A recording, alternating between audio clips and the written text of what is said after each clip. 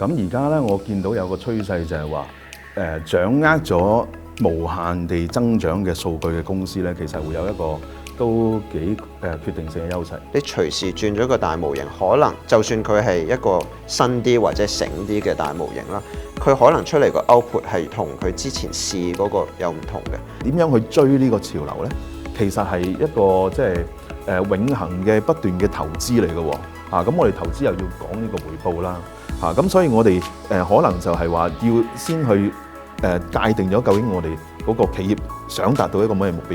呢 loyalty 呢個好好一個問題，因為大模型嘅 loyalty 確實係低嘅。而家即係幾個星期又出過新，咁但係我覺得嗰個 loyalty 係去咗嗰個應用層面嗰度。大家前排其實都見到 POE 係發表咗一個用戶嘅趨勢報告啦。咁尤其是見到阿 Keith 喺 LinkedIn 都有 share 嗰個相關嘅 post。咁其中就係提到咧話喺今年1月至5月期間嘅使用 DeepSeek 嘅用戶其實係不斷咁樣 drop 緊嘅。咁其實呢個背後會唔會都反映咗一個現象係而家嘅 AI 模型嘅生態週期真係好短啊？大家對呢種背後嘅生態有啲咩睇法？其實嗰個報告咧就佢嘅個範圍只係講緊係即係 POE 呢個平台，咁所以就唔反映到嗰個成個現實嘅。因為喺個 POE 嗰度咧，如果你用 DeepSeek 嘅話咧，其實佢係會扣點數嘅。但係如果你去翻 DeepSeek.com 咧，其實佢係免費嘅。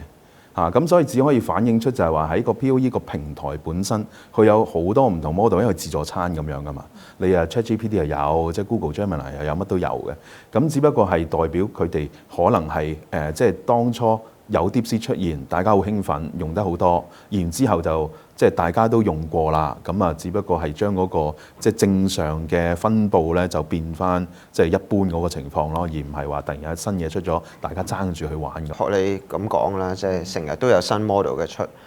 現咁我覺得有唔同嘅用家喺成個市場裏面嘅。咁有啲就比較中意去試新嘢啦。咁經常我自己都好多個 app 而家手機。咁其實每一個大模型啦，佢所做嘅嘢嗰個效果都有啲唔同嘅。即係我有時 prefer 某啲 app 係可能係做一啲email drafting 啊，有啲問啲比較複雜啲 research 嘅問題，我又會用啲有啲 deep research 嘅一啲大模型。咁所以即係可能裡面有好多因素會影響到即係邊個平台最近好 hit 啦。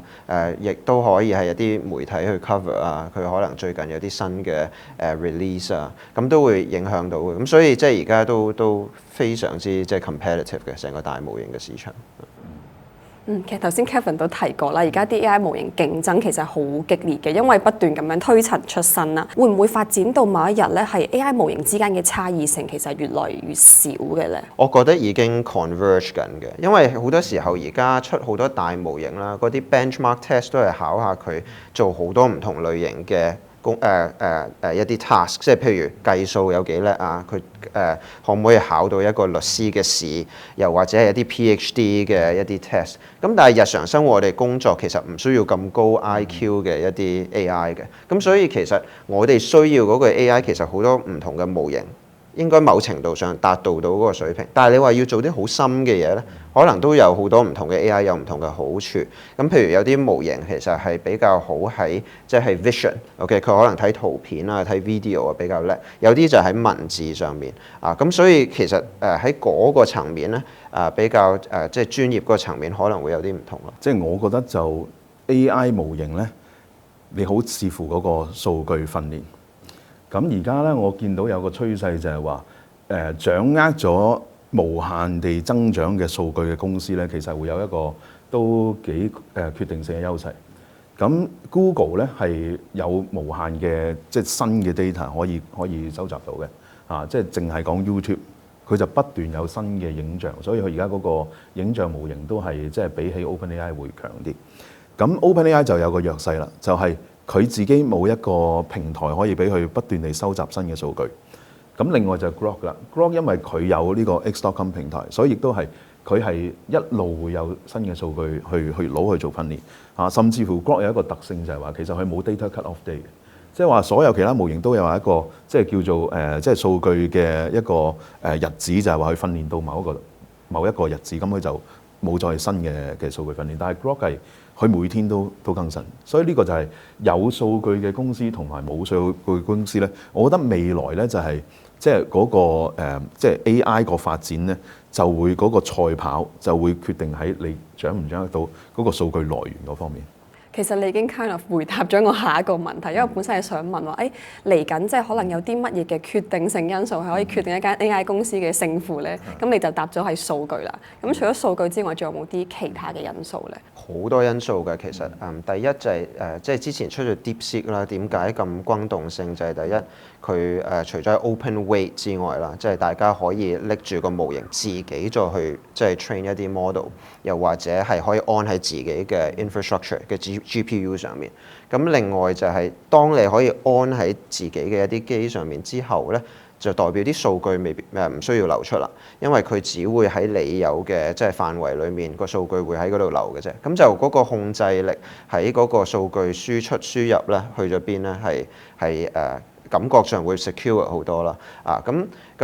另外就係當然價錢啦，係啦，即係而家唔同嘅大模型個，如果你用翻人哋嘅 GPU 個收費都唔同，咁有啲有 licensing fee 啦，譬如 GPT 嗰啲就偏貴啦，係啦。咁但係如果係你嘅用量好多嘅，咁其實可能自己去裝翻自己嘅 GPU 或者去雲嘅一啲 GPU 啦，即係而家好多 cloud service providers 都有 GPU 可以賣俾你，咁嗰啲就 for 一啲即係你24小時都不停會用到好多 AI 嘅，就會划算啲咯。我都同意就係即係雲端嗰個服務咧，其實係嗰個增長性就會好高，因為有咗 AI，所以嗰個雲端嗰個服務嗰個需求會更加大。如果你話我自己要喺公司嗰度有一個 GPU， 當然係好啦，但係你嗰個成本個即係開頭個投資會好大。咁所以如果你係即係要一個可能係即係百萬計嘅投資，你點樣幾時可以計到個 ROI 回翻本咧？其實可能好長。咁所以雲端佢哋有一個需要就係話要解決咗點解我要有個本地嘅 GPU 呢個問題，就係話嗰個數據安全。咁如果佢係解決到個數據安全咧，其實就等於我哋而家，其實我哋用好多嗰啲雲端服務咧，就即係大企業都用好多雲端服務噶嘛，就係佢哋解決咗呢個數據安全嘅憂慮。咁如果未來 AI 呢方面都可以即係喺個雲端嗰度解決咗呢個數據安全咧，其實係嗰個發展個潛力就會好大。信報加強前沿科技內容 CEO AI 版，逢星期一至五準時登場。搜羅全球 AI 熱話、機械人、生物科技等新發展，與其怕被科技淘汰，不如主動擁抱變革。立即訂閱信報，領先時代。個人用 AI 模型咧，我是但用邊一個都得啦。我今日想用 A， 聽日想用 B 冇所謂。但喺企業層面可能就有唔同講法喎。即係我可能我企業已經全面咁接入咗某一款嘅 AI model，我想轉其實都需要成本㗎嘛。而家 AI 嘅模型嘅競爭咁激烈，咁對於企業嚟講，佢又點樣去選擇呢一種嘅 AI 模型咧？我覺得呢個係好睇嗰間公司有幾接受 AI 同埋幾 ready for AI， 因為我見而家其實有啲企業已經預咗未來係有好多個大模型會出現，所以佢就唔會完全係淨係 focus 喺一個大模型，佢哋已經起好一個即係第一喺嗰個監管上面喺個規條，成間公司批准咗，其實可以用唔同嘅大模型。咁第二就係佢個 infrastructure 啦，原來可以隨時轉嘅一啲大模型。咁佢批咗可能有啲係 closed API 啦，代表就係可能係一啲現有嘅 cloud service provider，譬如 OpenAI 有同 Microsoft 合作，咁佢自己有個 API 喺 Microsoft Azure 上面。咁有啲就open source 或者 open weight 㗎啦，代表就係佢可能都係用緊雲，但係就裝咗一啲 open source 或者 open weight，譬如可能係除咗 DeepSeek 之外有 Llama 啊，有其他嘅一啲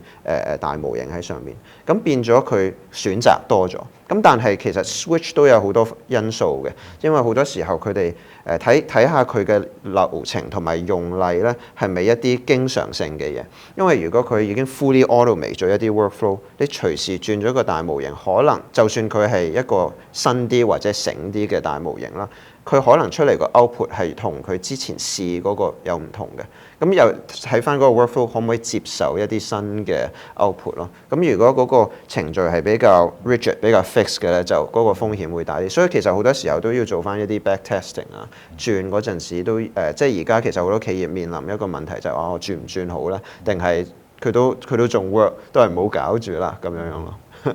其實呢個都係一個即係幾難答嘅問題嚟嘅。即係而家你點解要轉個模型咧？其實係兩個因素，我覺得。第一個就係話你以前用開嗰個模型唔夠新嗰啲聰明，係啦。咁但係聰明又代唔代表佢出嚟個效果係你想要嘅效果咧？其實又未必嘅，因為佢哋可能個特性又唔同，佢哋嗰個訓練資料唔同，所以出嚟嗰個答案又可能唔同。咁第二個原因咧，就可能係因為佢多咗一啲新功能，譬如話而家有啲 model， 譬如話Google 嘅 Gemini model， 佢係 ground up 已經係一個叫做 multi-model 嘅 model， 咁就係話佢可以除咗文字以外咧，聲音啊、圖片啊、影像咧，佢都可以作為一個輸入同埋一個輸出。咁呢啲就以前我哋純文字語言模型係冇嘅嘢嚟嘅，咁可能你又想轉啦。咁但係嗰個問題就係話，好似阿做緊嗱咁講，就係話你點樣去追呢個潮流咧？其實係一個即係永恆嘅不斷嘅投資嚟嘅喎。咁我哋投資又要講呢個回報啦。咁所以我哋可能就係話要先去界定咗究竟我哋嗰個企業想達到一個咩目標。然之後我哋如果係個模型係已經幫我哋做到我哋想做嘅嘢咧，其實就即係好似 Kevin 咁講。即係有時你未必係轉個新嘅就會係最好，因為你唔知道究竟係咪真係符合到你嗰個要求。即係譬如話你一個即係財務報告你依然用人做嘅，而家就好多係AI 幫你做咗啦。咁你可能有個流程，然後就生成呢份咁嘅財務報告出嚟。咁你係咪真係要去做好多嘅投資先至可以轉到一個新嘅模型咧？其實就未必嘅因為你個模型聰明咗咧，其實你個財務報告可能寫得完善咗。但係就即係對嗰個即係轉 model 嗰個成本咧，又未必好似想像中咁大嘅咁亦都有啲公司即係譬如 AWS 嗰啲咧，佢冇一個即係好特定嘅即係嘅模型嘅偏向，即係話你中意用 DeepSeek 又得，你中意拉埋又得你中意用Anthropic 嘅 Claude 又得，其實佢係冇乜所謂嘅。係，我再講多少少，其實好睇用例。頭先阿 Keith 講就 generation 啦，財務報表。咁其實我見而家好多企業佢做自動化啦，除咗 generation，有啲係就咁去 retrieval 嘅 retrieve information。咁因為好多時候你一轉個模型啦，可能背後嗰個 embedding 咁其實embedding 嘅意思啦，就係我哋 upload 一啲唔同嘅資料，嗰個 AI 都要睇一次，將佢 convert 成為一個 AI readable 嘅 format。咁呢一個 embedding 咧，有啲係可以即係 across 唔同嘅 model 啦。咁但係嗰個效果會有啲唔同嘅，因為當你好多文件 AI 要幫你去揾嘢嗰陣時咧，佢都要揾得啱。咁揾啱其實就係去睇你背後嗰個 embedding 點樣做啦，你點樣去 chunk 嘅一啲 information 啦，同埋去 retrieve 翻。咁 retrieval 係一種用例啦。另外 retrieve 完咧就去做認證啦，去 verify 啲嘢啦。咁好多時候，譬如我哋同一啲銀行合作或者監管機構合作啦。嗰個認證都好嚴格咁譬如即係我哋 set 好晒啲即係logic，即係個 AI 要點樣去睇先係一個 good 嘅。譬如可以一個財務報表啦，可以一啲即係做 credit 嘅 assessment。咁但係你突然間轉模型咧，佢原來唔 good 都變咗 good 咧，咁就要解釋啦。咁好多時候喺啲被監管嘅行業咧，其實就唔係好想解釋太多，因為之前已經可能花咗幾個月嘅時間咧，去 prove 佢係成個模型係 good 嘅，係啦。咁但係一轉咧，可能又要解釋多次。咁所以其實即係可能會有啲 headwinds 係點解有啲公司未必想成日轉個模型咯，好睇嗰個用例場景嘅。呢個都係雲端模型嘅其中一個弊病，就係有時佢哋 update 咗，我哋又唔知㗎嘛，係啊，同埋佢哋即係嗰個啱啱嗰日可能突然間繁忙嗰頭咧。佢個表現又會同人哋唔同慢咗啲，即係所以你自己有 GPU， 自己有個 model 咧，你就控制得好好多啦。呢方面就即係佢可能會靜靜加喺個條款嗰度加咗一條，但係你唔會每日去 check 佢噶嘛。因為係一個黑盒嚟㗎，你唔知裡面發生咩事嘅。但係如果盒你喺你自己公司咧，你就即係可能係會多啲即係控制啊，或者你測試啊，佢嗰個反應就會一致啲咯。我諗特別係而家個應用 AI 應用都係呢一兩年開始先即係崛起，好多人都唔係好熟。而家開始都有啲認證就係話你用 AI 要 certify ISO 嗰個 standard， 其實咧都唔係睇你用個模型有幾勁嘅，其實你啲 setting 做得啱唔啱，會唔會真係冇 set 好咧？不知不覺有人會 update 咗，但係後面其實就唔 compatible with 新嗰個 version， 又或者係